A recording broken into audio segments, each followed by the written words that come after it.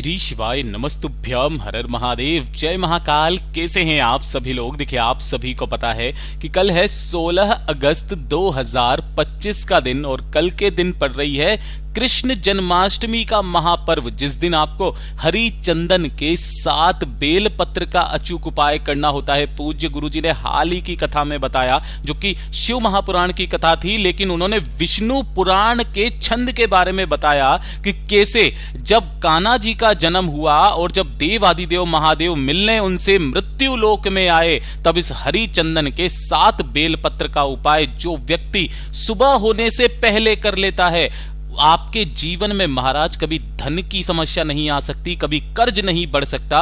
उस घर में सदैव मां लक्ष्मी का एक अंश विराजित रहता है। गुरुदेव की कथा से सुन करके और समझ करके पूरे उपाय को बहुत ही आसान भाषा में आप सभी लोगों को बताऊंगा, परंतु उससे पहले आप सबसे बस एक छोटी सी प्रार्थना करूंगा कि जो लोग पहली बार आए हैं चैनल को सब्सक्राइब जरूर कीजिएगा और वीडियो को लाइक करके देव आदिदेव महादेव का कोई सा भी प्यारा नाम कमेंट बॉक्स में लिखना मत भूलिएगा।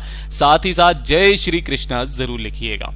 इस पूरे वीडियो में हम सिर्फ 3 महा उपायों के बारे में बात करेंगे, जो कि आपकी अलग अलग कामना पूर्ति के लिए सिद्ध होंगे। तो आप सभी लोगों को ध्यान से सुनना है और समझने की कोशिश करना है।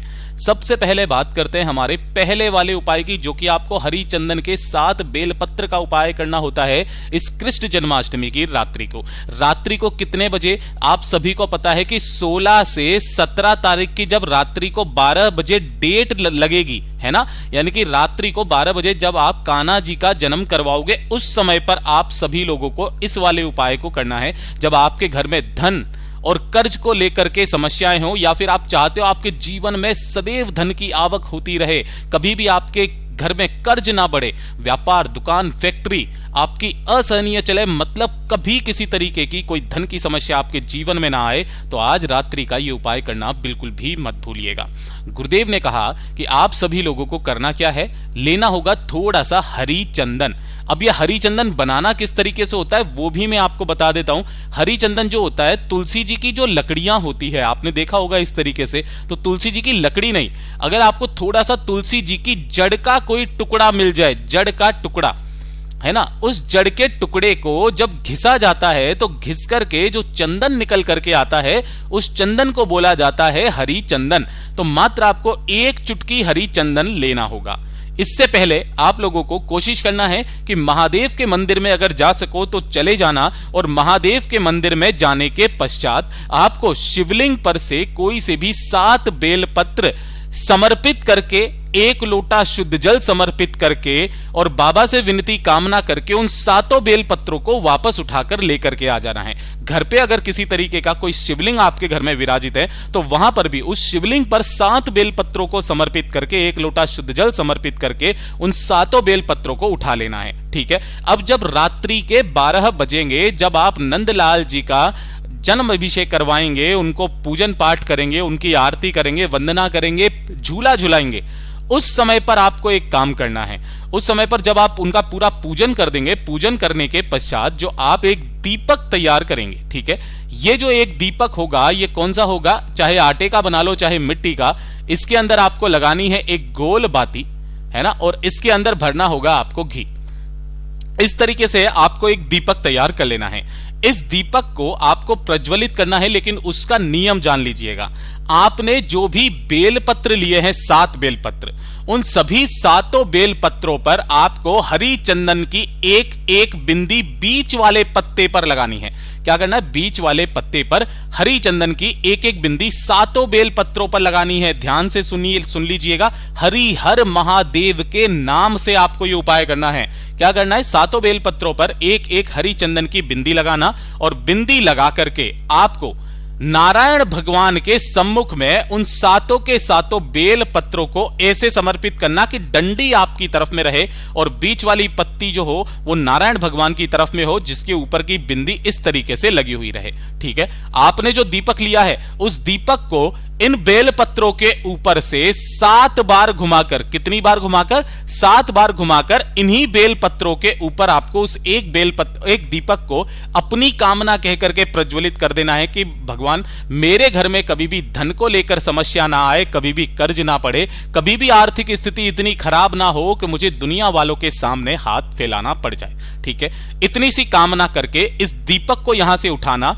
नारायण भगवान के सम्मुख में आपको लगा देना है। और ये जो 7 बेलपत्र हैं, इन 7 बेलपत्रों को 5 मिनट के पश्चात यहां से उठाकर, वैसे तो गुरुदेव ने कहा था कि जब आप रात्रि को 12 बजे, 12:15 बजे जब आप इस उपाय को करेंगे तो 4 बजे के करीब करीब सुबह होना स्टार्ट हो जाती है, ब्रह्म मुहूर्त। ब्रह्म मुहूर्त से पहले आपको इन 7 बेलपत्रों को यहां से उठा लेना है और उठा करके किसी भी एक लाल सूती कपड़े में बांध करके, है ना, अपने घर में जहां पर भी आपके धन रखने का स्थान होता है, तिजोरी होता है, गल्ला होता है, मात्र 1 साल के लिए रख दीजिए। उस 1 साल में मेरा बाबा, मेरा नारायण आपको क्या देता है बताइएगा जरूर। खुद पूज्य गुरु जी के ये वचन है कि जब नारायण आपके घर में आते हैं तो मां लक्ष्मी अपने आप आपके घर में आना शुरू कर देती है। पूज्य गुरु जी का बहुत अद्भुत और अचूक उपाय है, जरूर कीजिएगा। और ये दूसरे नंबर का तो उपाय आप सभी लोगों को करना है। गुरुदेव ने कहा अगर आपकी किसी तरीके की कोई विशेष मनोकामना है, कोई हृदय की बात है जो महादेव तक नहीं पहुंच रही है,